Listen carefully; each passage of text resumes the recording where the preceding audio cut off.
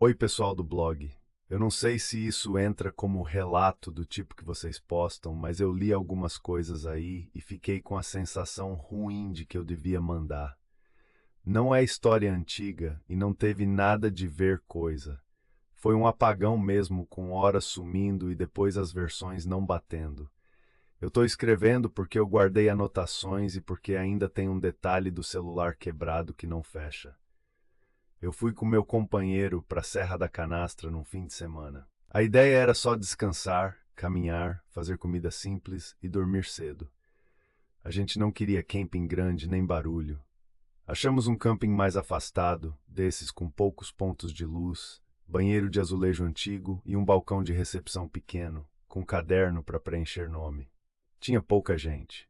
De longe dava para ver só duas barracas além da nossa. O sinal de celular era ruim, daqueles que pega numa pedra e some 2 passos depois. Na tarde que a gente chegou, conhecemos um casal que estava no camping também. Vou chamar de Vera e Davi, para não expor.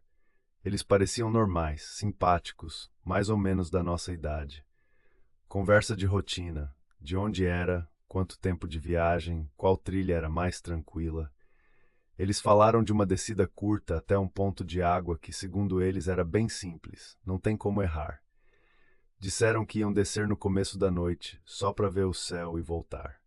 Eu hesitei porque eu não gosto de andar em trilha escura, mas estava um clima de convite educado e a trilha parecia perto do camping, não era travessia.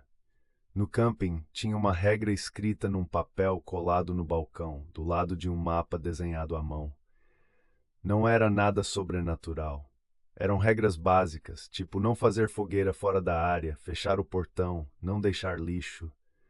O que chamou a atenção é que tinha uma frase meio seca sobre horário e telefone. Se não houver retorno até o horário combinado, não descer para procurar.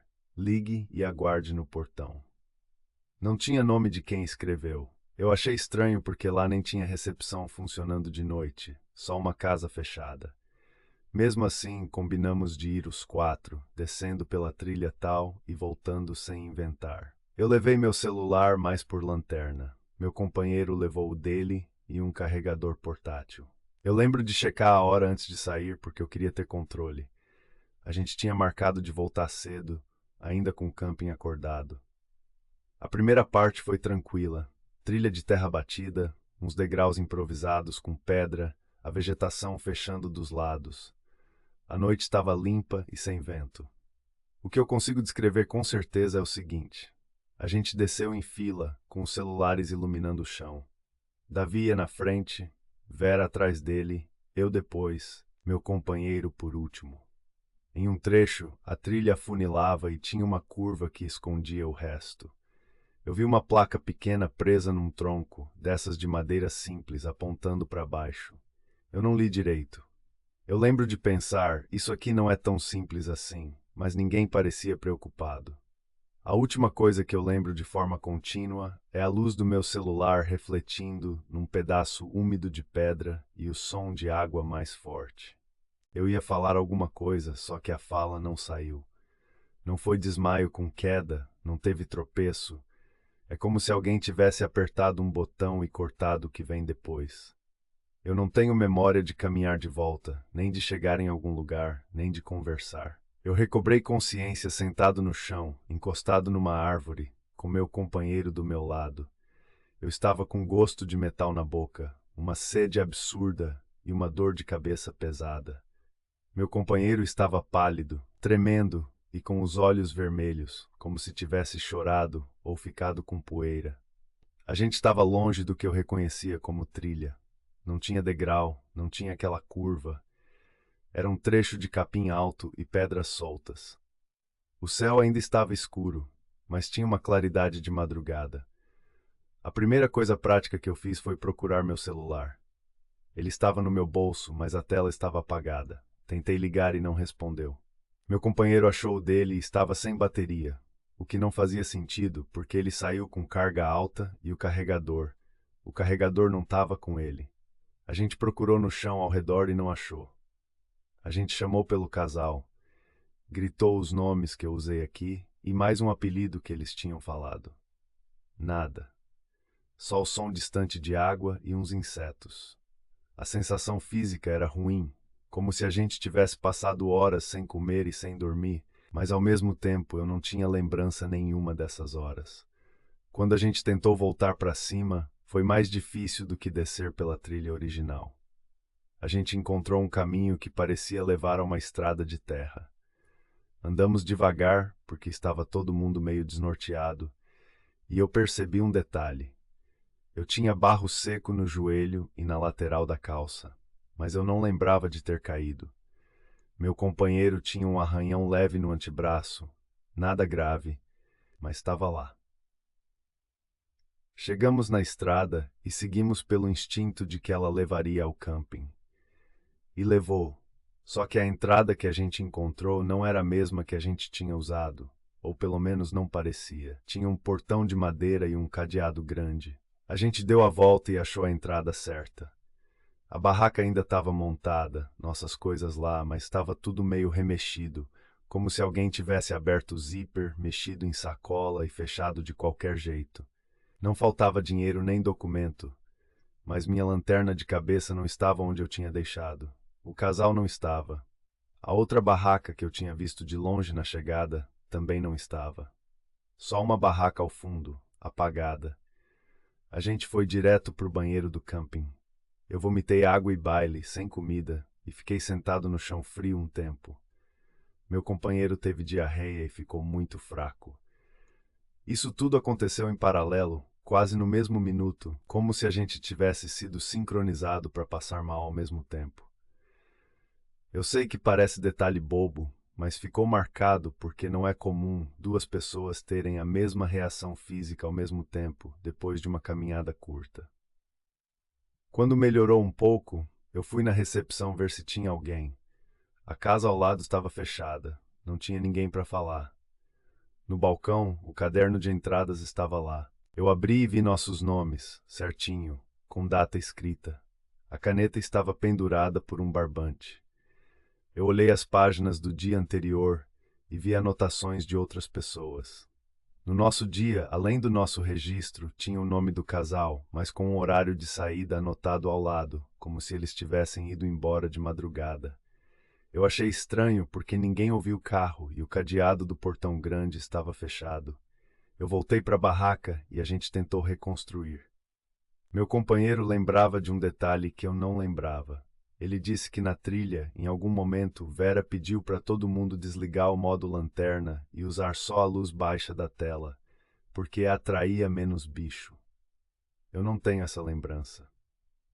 Ele disse também que Davi parou e falou que era importante não olhar para trás na volta, porque tinha gente que se confundia.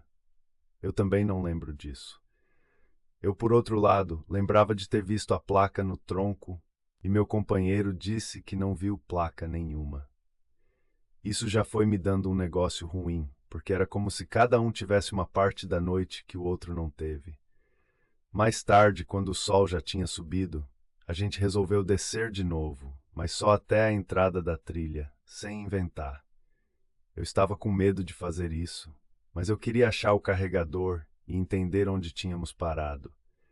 A trilha parecia igual no começo. Eu encontrei o tronco, mas a placa não estava mais lá. Tinha só o arame e uma marca clara na casca, como se tivessem arrancado. A gente desceu um pouco com cuidado e achou um ponto onde dava para ver a água lá embaixo. E foi aí que aconteceu a coisa mais concreta. A uns metros fora da trilha, num lugar que não tinha motivo para alguém pisar, tinha um celular no chão. A tela estava estilhaçada, a carcaça torta, como se tivesse sido pressionado contra a pedra. Eu reconheci na hora que era o celular do meu companheiro, pelo adesivo pequeno no canto. Só que o celular dele estava com a gente, sem bateria, dentro da barraca. Eu peguei o do chão mesmo assim e virei. Era igual. Mesma capinha, mesma marca de uso. Não era parecido. Era o mesmo. Eu senti um gelo porque isso significa duas coisas ruins, e nenhuma delas é boa. Ou tinha outro aparelho idêntico, ou o que estava com a gente não deveria estar com a gente. A gente levou o celular quebrado de volta. Coloquei num saco e guardei. Quando chegamos na barraca, conferimos o outro aparelho, o que estava sem bateria. Ele tinha um arranhado na lateral que eu lembrava, e o quebrado também tinha, no mesmo ponto. Até a película tinha a mesma bolha. Era duplicado de um jeito impossível de ser coincidência. Aí entra a parte das versões. A gente decidiu falar com a pessoa da única barraca ao fundo, porque eu queria saber se alguém tinha visto a gente voltar. Era um senhor que falou pouco, bem seco. Ele disse que ouviu vozes na madrugada, mas que não saiu. Quando eu perguntei do casal, ele falou que o casal foi embora antes da noite e que eles nem chegaram a armar barraca. Eu insisti dizendo que eles estavam ali, que tinham comido com a gente. Ele me olhou como se eu estivesse tentando puxar assunto e falou: "Não teve casal aqui ontem. Só vocês." Eu voltei para a recepção e olhei o caderno de novo. O nome do casal estava lá. Eu mostrei para o senhor e ele disse que aquilo podia ser de outro dia, que esse caderno fica aberto. Só que eu tinha visto eles escreverem. Eu lembro da Vera fazendo um comentário sobre a letra feia dela. Meu companheiro lembra também. Então não é confusão. A gente juntou nossas coisas e foi embora no mesmo dia. No caminho de volta, dentro do carro, eu consegui ligar meu celular depois de carregar um pouco. Ele ligou, mas estava com a data certa e com um buraco no registro. As fotos que eu lembrava de ter tirado na chegada sumiram e o histórico de localização mostrava que durante a noite o aparelho ficou parado por um tempo num ponto fora da trilha, mais abaixo, perto da água. Eu não lembro de ter ido até lá. O celular do meu companheiro, o inteiro, depois que carregou, tinha um alarme programado que nenhum de nós colocou. Um alarme repetindo em intervalos curtos, com o nome Voltar Sem Olhar. Eu não uso esse tipo de título. Ele também não. E o horário desse alarme caía sempre no intervalo em que a gente não lembra de nada. O celular quebrado, quando eu tentei colocar para carregar em casa só para ver se dava algum sinal, não ligou. Mas ele esquentou de um lado por uns segundos e apagou de vez. Ficou morto. Eu escrevo isso agora porque eu não consigo encaixar as peças com explicação simples. O que aconteceu foi um apagão de horas, com os dois passando mal junto, e depois duas versões do mesmo objeto, além de pessoas dando relatos que se contradizem. Eu já voltei mentalmente várias vezes naquela descida curta e sempre bato no mesmo ponto. A última coisa que eu lembro, e o resto virou um buraco. Eu não voltei na canastra depois disso. Só que tem uma coisa que me incomoda, e é por isso que eu estou mandando. Desde aquela noite, em algumas madrugadas, o alarme Voltar Sem Olhar reaparece sozinho no celular do meu companheiro, mesmo depois de apagar. Ele surge sem notificação de aplicativo, como se tivesse sido criado no sistema.